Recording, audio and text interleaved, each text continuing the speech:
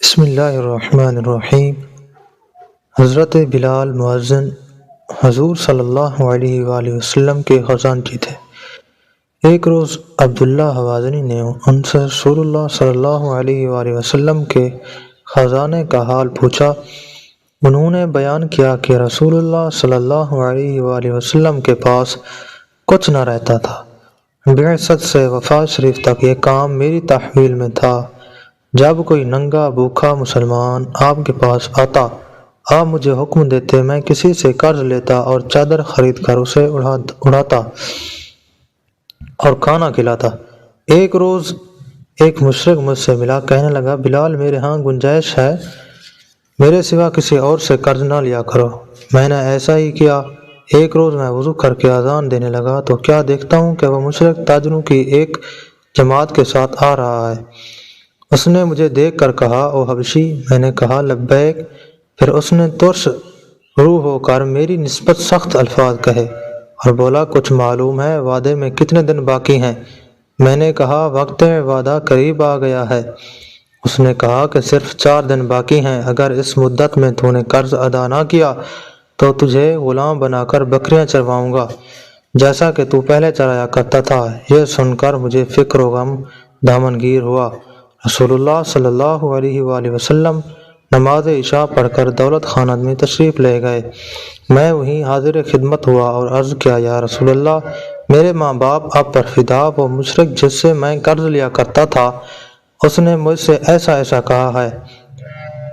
آپ کے پاس ادائے قرض کے لیے کچھ موجود نہیں اور نہ میرے پاس ہے۔ وہ مجھ کو فضیحت کرے گا۔ آپ اجازت دیں تو میں بھاگ کر مسلمانوں کے کسی قبیلے میں جا رہا ہوں۔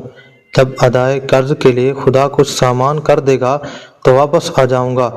غرض میں اپنے گھر آ گیا اور تلوار، تھیلا، جوتا اور ڈھال اپنے سرہانے رکھ لیے۔ صبح کاذب ہوتے ہی میں چلنے لگا تو کیا دیکھتا ہوں کہ ایک شخص دوڑتا آ رہا ہے اور کہتا ہے، بلال، رسول اللہ صلی اللہ علیہ وآلہ وسلم تجھے یاد فرما رہے ہیں۔ وہاں پہنچا تو دیکھتا ہوں کہ 4 لدے ہوئے اونٹ بٹھائے ہوئے ہیں۔ میں اجازت لے کر حاضر خدمت ہوا۔ آپ نے فرمایا، مبارک ہو، اللہ تعالیٰ نے ادائے قرض کا سامان کر دیا۔ تم نے 4 اونٹ بیٹھے دیکھے ہوں گے۔ میں نے عرض کیا کہ ہاں۔ آپ نے فرمایا کہ یہ اونٹ حاکم فدق نے بھیجے ہیں۔ یہ اور غلہ اور کپڑے جو ان پر ہیں سب تمہاری تحویل میں ہیں۔ ان کو بیچ کر قرضہ ادا کر دو۔ میں نے تعمیل ارشاد کی۔ پھر میں مسجد میں آیا اور رسول اللہ صلی اللہ علیہ وآلہ وسلم سے سلام عرض کیا۔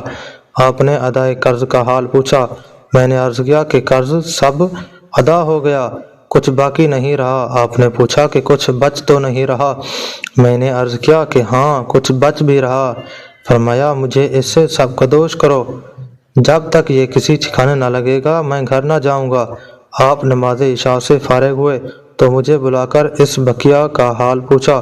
میں نے عرض کیا کہ وہ میرے پاس ہے، کوئی سائل نہیں ملا۔ رسول اللہ صلی اللہ علیہ وآلہ وسلم رات کو مسجد ہی میں رہے۔ دوسرے روز نماز عشاء کے بعد مجھے پھر بلایا۔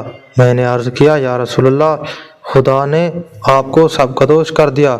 یہ سن کر آپ نے تکبیر کہی اور خدا کا شکر کیا، کیونکہ آپ کو ڈر تھا کہ کہیں ایسا نہ ہو کہ موت آ جائے اور وہ مال میرے پاس ہو۔ پھر آپ دولت خانہ میں تشریف لے گئے۔